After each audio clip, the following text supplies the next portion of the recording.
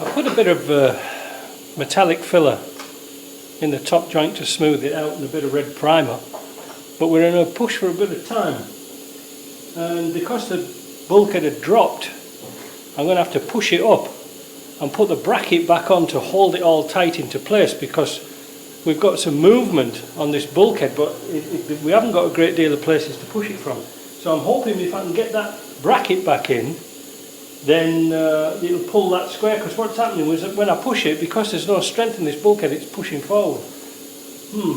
Let's see what happens.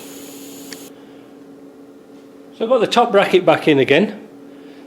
What that's done is pull those two pieces level, the windscreen level, so we know that the bulkhead's going to be sort of in its place. The next thing, I put a block of wood just under the brake tower and just eased it up just a little bit, took the weight on there, so we've got 115 centimetres both sides from the top to the sill, so hopefully everything should match. So now I can trim my door pillar to suit. I've got it bolted in at the bottom, and let's hope it all goes well. Let's see. So we have a little bit of a problem. I've got the door pillar lined up with a hole at the bottom, and it actually works out quite nice height. That's not a problem, but it seems to me that when they've welded the outrigger on, it's been just slightly off a little bit, and it's pushing this door pillar this way, because I can't really spring that over. My door gap is correct from here, and it's also correct here, so there's something obviously to do with that bottom bracket. I've got to sort of work out how I'm going to do that. Whether I can pull it across with a strap, I don't know. But it looks like I'm going to have to weld this bottom bracket on first, because if not it's going to twist. You know, because this is only sheet steel and it's going to twist a bit. So I think I'm going to have to weld it. So I got the ratchet strap round the pillar and pulled it forward by putting it round the bumper. That seems to work out alright. And also, if we let this down, so now all the weight now is on the door pillar, which goes now through the outrigger. So that's okay. So our next task, and sort of perhaps last task of the day, is we're going to cut this footwell down a bit, because we're not going to put it all in. Just keep looking for my pen. Oh, here we go. So what we're going to do, we're going to run the plasma cutter, and we're going to cut down. We're going to cut down here to here. We're going to cut this corner off. No, I'll tell you what we're going to do. We're going to salvage that corner. We're going to come across here, like that, down here, and like that. So we've got something to spot weld onto. That should work out nice. So I'll get the plasma cutter and we'll plasma that off. And that shouldn't be bad to do, I hope. We'll see.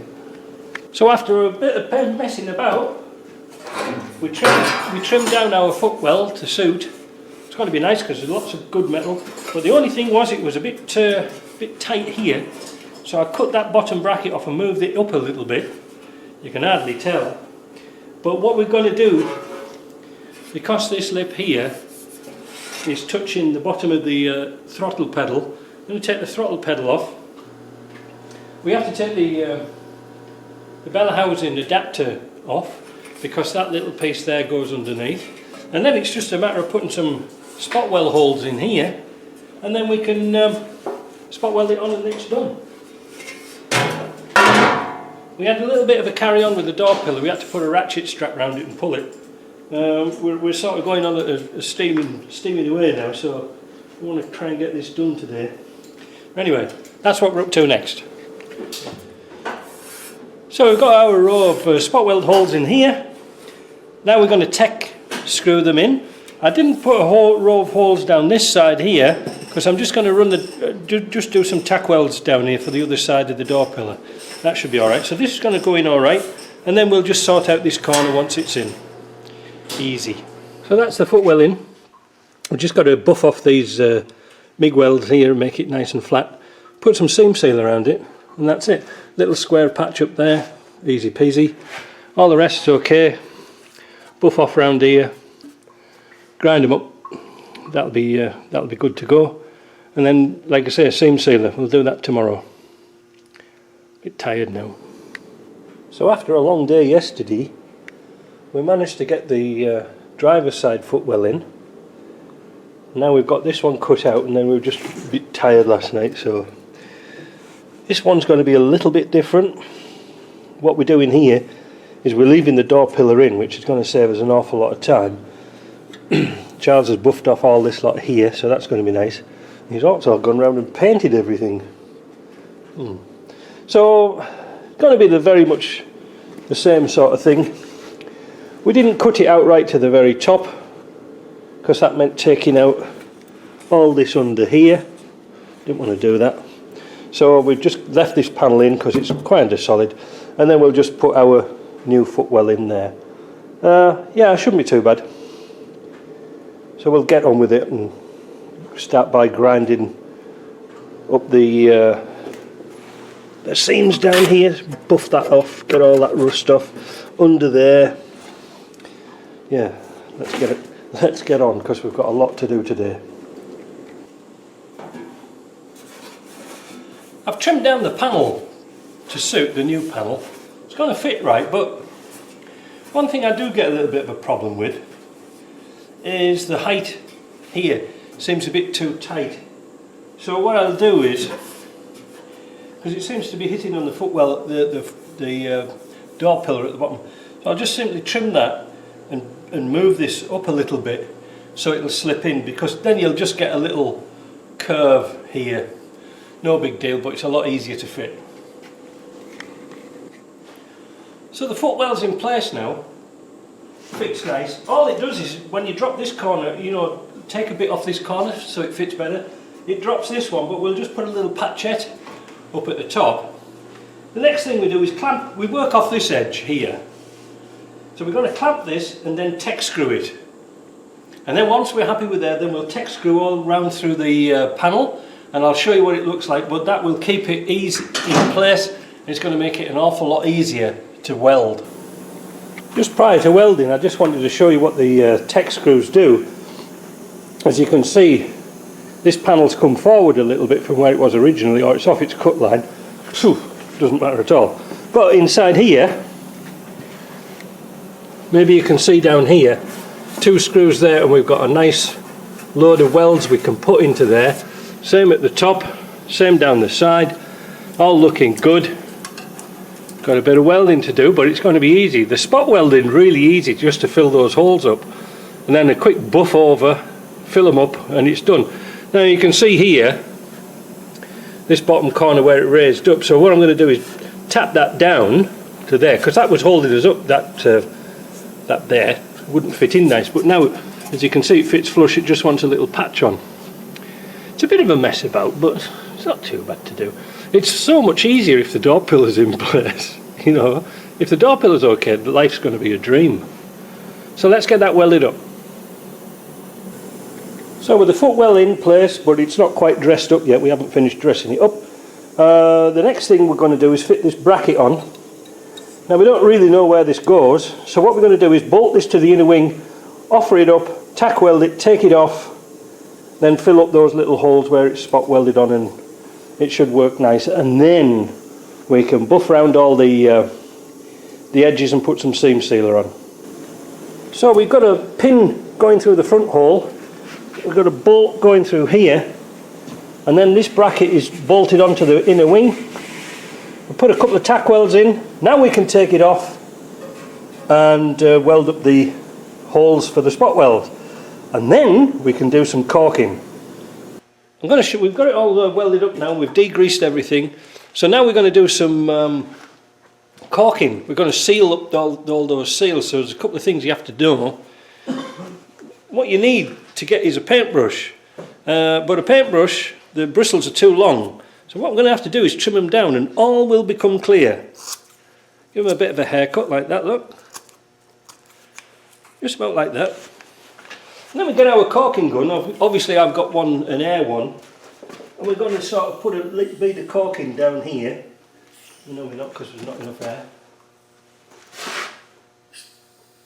There we go. We're going to seal that joint up,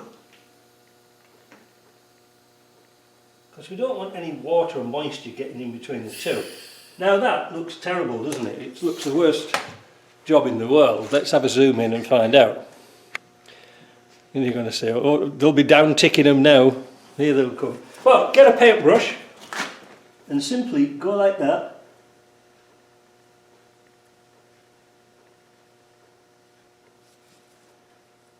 And you will have professional results. You like that, Charles? So, we're going to do that all the way around, all the seals, everywhere there's a seam. We're going to put some caulking.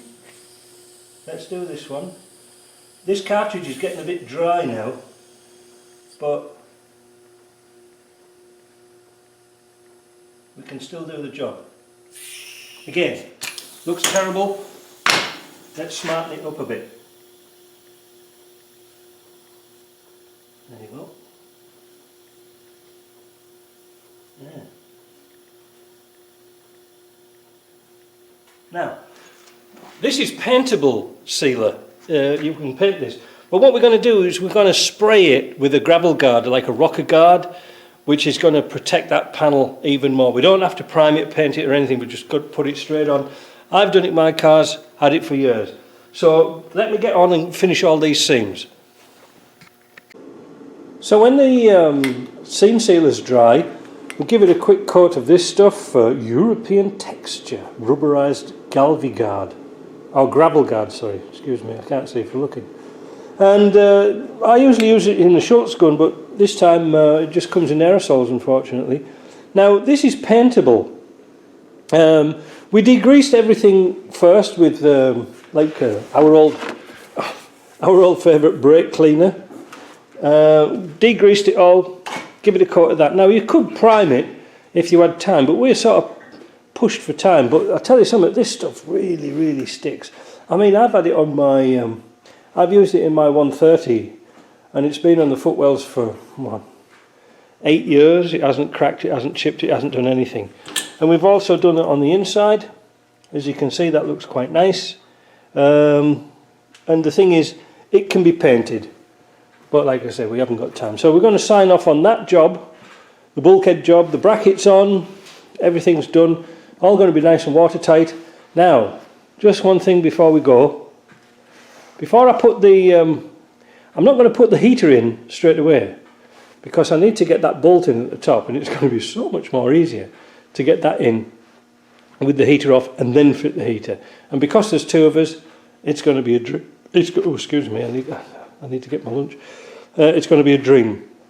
But like I say, I always would recommend some gravel guard, some rocker cover on those footwells, just to protect all the stone chips and stuff. Just a couple of thin coats makes all the difference. Alright, so, Charles, are we making Land Rovers better? Yeah. There we go. Right, we'll talk to you later. Bye.